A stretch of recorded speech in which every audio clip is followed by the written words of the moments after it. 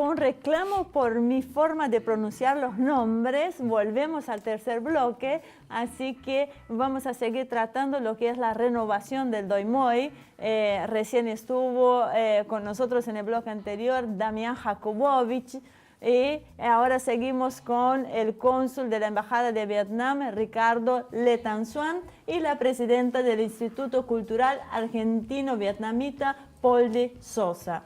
Así que bueno, acá estamos de regreso, pero antes de empezar a hablar, los voy a llevar a ver la segunda parte del informe que les preparamos.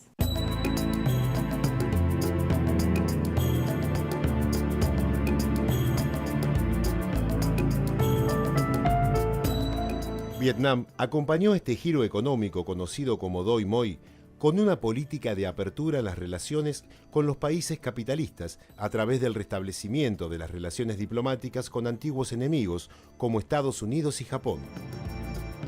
Las reformas fueron un éxito rotundo en materia de crecimiento del PBI. Vietnam comenzó a crecer con altas tasas que mantuvo a lo largo de 2 décadas, siendo la segunda economía en crecimiento en el mundo detrás de China, que ya con Deng Xiaoping había también comenzado un proceso de reformas que en su caso se conocieron como socialismo con características chinas. Luego de una década de reformas y ya con la normalización de las relaciones con Estados Unidos, comenzaron a llegar veteranos de guerra estadounidenses, dando origen a un flujo turístico hacia los lugares de guerra que produjo una importante entrada de divisas al país. El costo de esta disponibilidad de divisas fue el cese de reclamos por parte de Vietnam de las reparaciones de guerra, como se había acordado con Richard Nixon en los Acuerdos de París de 1973. En 2001 comenzó la tarea de adecuar la economía socialista a determinados parámetros que permitieran la llegada de inversiones extranjeras a sectores productivos. Esto se da en un marco de cuidados por los efectos negativos de la apertura económica, garantizando para ello líneas de crédito a pequeños empresarios y grandes inversiones en proyectos públicos que demandaban mucha mano de obra y programas de viviendas sociales. Vietnam se transformó en uno de los tigres asiáticos, pero a diferencia de sus vecinos, su economía mixta permitió que pudieran llevar con mayor éxito las sucesivas crisis económicas que azotaron la región.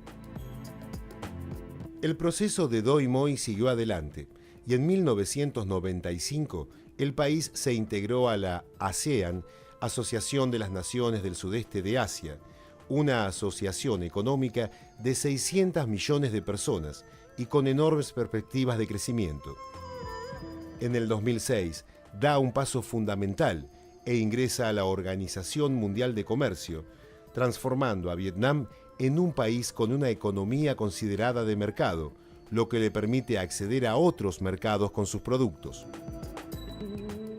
Sin embargo, las reformas económicas del Doi Moi reintrodujeron en el país las diferencias económicas y sociales que casi habían desaparecido durante los años de socialismo clásico. Las reformas en la política agraria, que han permitido el desarrollo de la producción, también significaron, por la división y entregas de tierras, que no pocos campesinos quedaran sin trabajo. Este hecho es un dato muy importante en un país donde el 80% de la población son campesinos de subsistencia. La diferencia de ingresos entre los sectores más ricos de la población y los más pobres era a inicio de los 2000 de 4-1. Una diferencia alarmante para el tipo de sociedad que procuraba, pero que de todas maneras, y gracias a las políticas de contención, no llegaba a los extremos que se vivieron en la China posterior a sus reformas. El acceso a los servicios de sanidad se ha visto complicado por la diferencia de ingresos y la necesidad de pagar por dichos servicios a partir de la liberalización de la economía. Para disminuir el impacto negativo, los servicios se brindan en forma gratuita entre los más pobres. En materia de educación, se viven experiencias parecidas y se estima que entre un 15 y 30% de los ingresos son dedicados a la educación. Vietnam ha conseguido un enorme desarrollo. Hoy no solamente es un gran productor de arroz, café, petróleo y pescados, productos primarios de escaso valor agregado, sino que ha comenzado el proceso de incorporación de valor a la producción de productos intermedios como textiles, electrónicos, productos de madera y maquinarias, camino que han seguido todos los países asiáticos en sus caminos de desarrollo. Su desarrollo es una excelente oportunidad de observar cómo funciona una economía socialista que se ha reconvertido en capitalista, pero con una fuerte intervención estatal. Todo parece indicar que Vietnam seguirá creciendo en los próximos años y se espera que en la próxima década se transforme en un país desarrollado, aunque para ello ha debido sacrificar muchas de las premisas que el socialismo radical considera como concesiones incompatibles con su filosofía. Vietnam ha logrado en 3 décadas de reformas salir de la pobreza y constituirse en una nación que crece día a día, y gran parte de su población disfruta de los beneficios económicos, pero ha dejado en el camino a aquellos que no han podido adaptarse exitosamente al nuevo funcionamiento. ¿Cuál es la fórmula entonces? ¿Qué es mejor para su pueblo? ¿Una sociedad igualitaria pero pobre o una rica con desigualdades? El debate ha comenzado.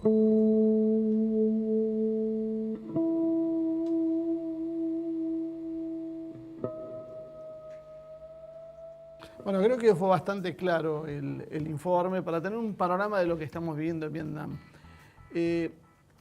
Nosotros popularmente acá se conoce mucho el proceso de China, mucho, por lo menos se conoce bastante más.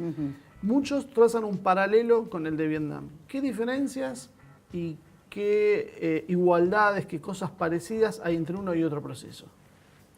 Sí, hay cosas similares. Eso es el punto de partida de ambos países, tanto chino como vietnamita, cuando cada uno empezó su proceso de renovación. Pero bueno, el proceso de renovación en China se llevó a cabo más temprano que en Vietnam, casi 10 años más que en Vietnam. Y China tiene su característica diferente. Cada cual tiene sus particularidades, tanto sociedad china como sociedad vietnamita. Nosotros basamos sobre la nuestra. Pero en proyecto las metas son parecidas las metas. Es conseguir una sociedad con más igualdad, una sociedad con mayor desarrollo, mayor crecimiento, pero mayor igualdad social. Y el costo social que deviene de esto es un poco lo que se preguntaba en el informe. Hay ganadores y perdedores en esto.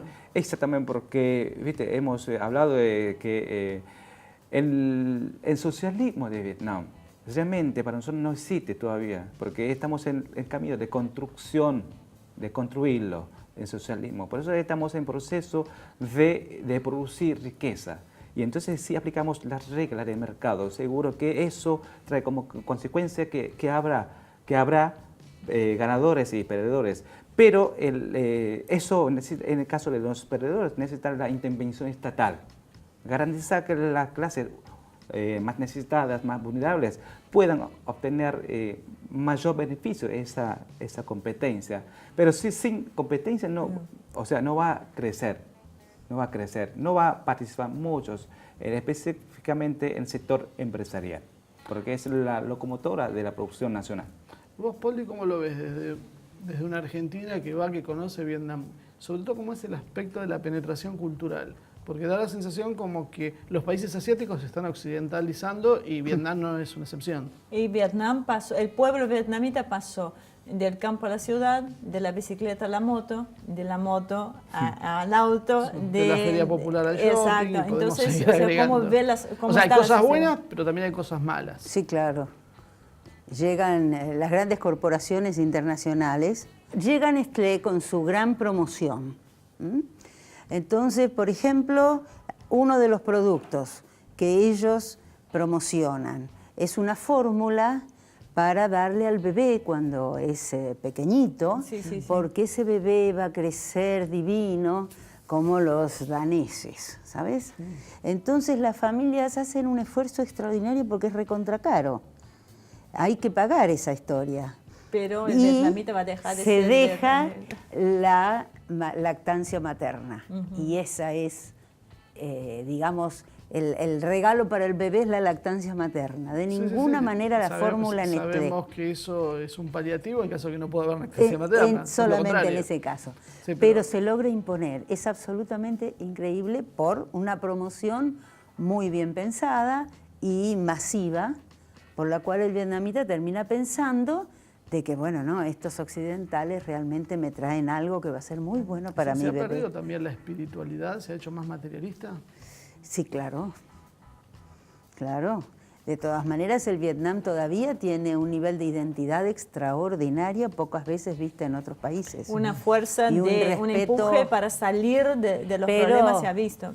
Pero hay, por supuesto, una penetración occidental.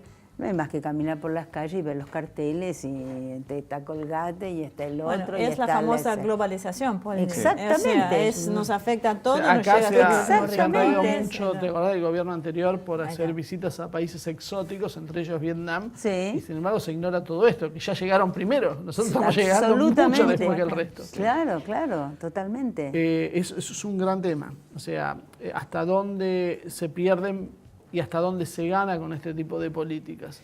Por eso Ahora, estamos sí. ahora muy fuerte en temas de educación y revitalización de cultura tradicional para poder lograr que cada ciudadano reincorpore a esa cultura tradicional,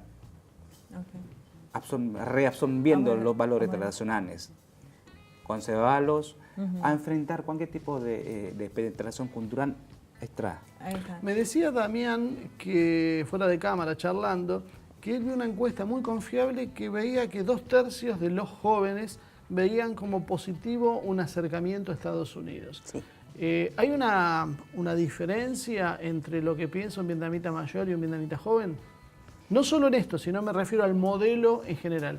Yo creo que es una evolución natural porque ¿viste? Los jóvenes ahora ya no han vivido los tiempos difíciles como las viejas generaciones, hasta la mía también, que vivimos con muchas dificultades económicas, y los jóvenes ahora pueden obtener muchas oportunidades de crecer con mayor facilidad que la nuestra.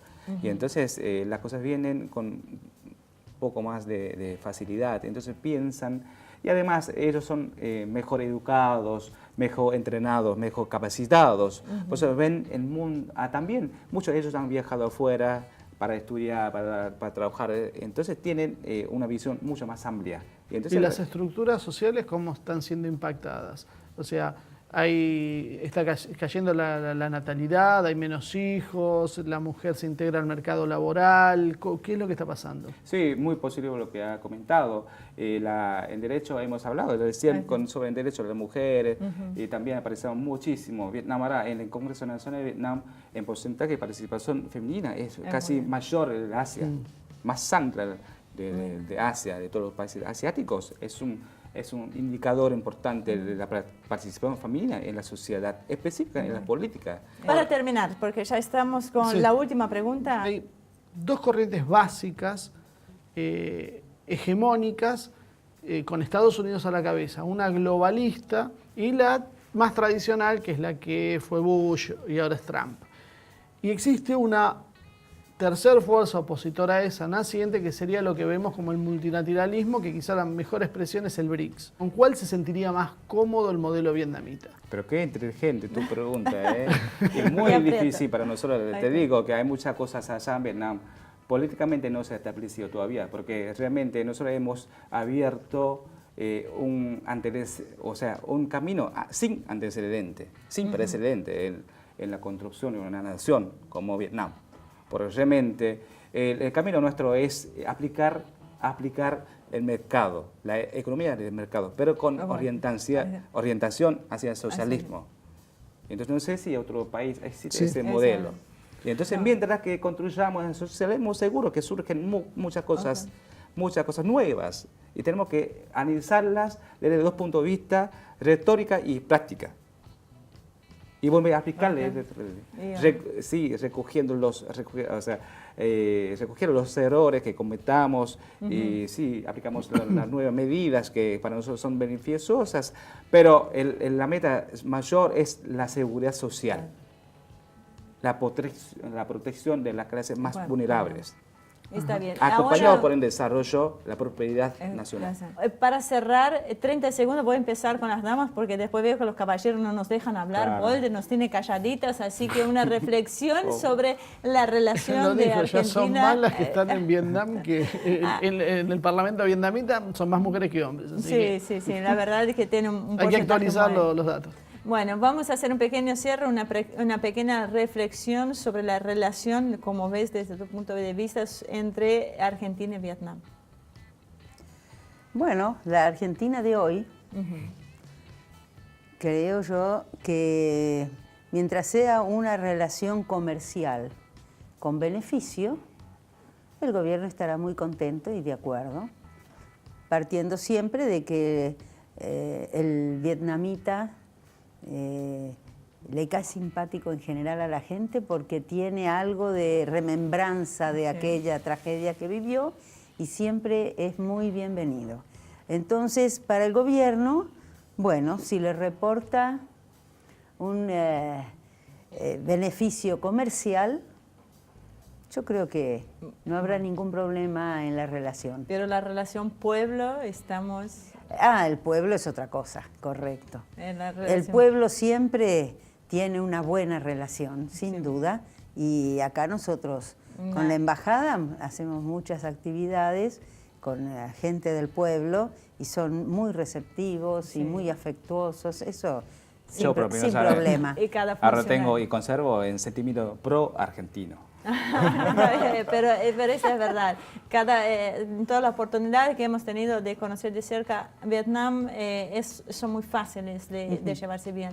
Tu reflexión sobre la relación, ahí voy a pedir algo más político, no refiriéndose a este gobierno puntual, sino a la importancia de la Argentina para Vietnam, como socio estratégico. Que había alcanzado un punto bastante alto con las visitas de Claro, Cristina. exactamente. Políticamente, mira, por ejemplo, Argentina es uno de los pocos países de esta región latinoamericana que Vietnam mantiene relación, el estatus de relación integral. Porque tenemos relaciones integral con Brasil, con Argentina y Chile. Entonces, quiere decir que dentro del marco de la política exterior de Vietnam, Argentina ocupa un lugar muy importante dentro de la región latinoamericana. En realidad, las relaciones bilaterales vienen desarrollándose muy fuertemente. Los últimos años se ha notado mucho en las cifras. Por ejemplo, el año pasado se alcanzó un intercambio comercial de casi 2.500 millones de dólares. Era una cifra enorme, comparado con el otro año, 2014, y mucho más hace 10 años, era muy poco. Casi, nosotros hemos calculado, casi se multiplicó por 12 veces durante 10 años. Incremento. ¿Para este año ya tienen alguna proyección? Sí, vamos a tener mucha expectativa de va a seguir creciendo este año 2015, porque ya 2016, porque ya vamos a importar desde los textiles, los zapatos. Desde hace poco se empezaron a conocer mucho Vietnam, y Vietnam nosotros empezamos a conocer más de Argentina. Por intercambio se genera interés y conocimiento. Claro. Con interés, con conocimiento se va concretando las cosas. Bueno, uno intenta siempre poner este granito de arena para mejorar siempre las relaciones. ¿Tienen planificada alguna inversión para la Argentina? Ahora que van a estaba llover contemplada dólares. esta pregunta, ya era el cierre Siempre ahí. tenemos interés en invertir en Argentina, siempre. Muchísimas gracias, me quedo con esto, Ricardo. Muchísimas gracias por estar acá, muchísimas gracias a Poldi, como siempre, un placer enorme en la compañía de ustedes. Muy bien, hasta acá llegó el programa de hoy. Muchísimas gracias por acompañarnos, esperamos sus comentarios en nuestras redes sociales, en el Facebook, y nos vemos en la próxima edición.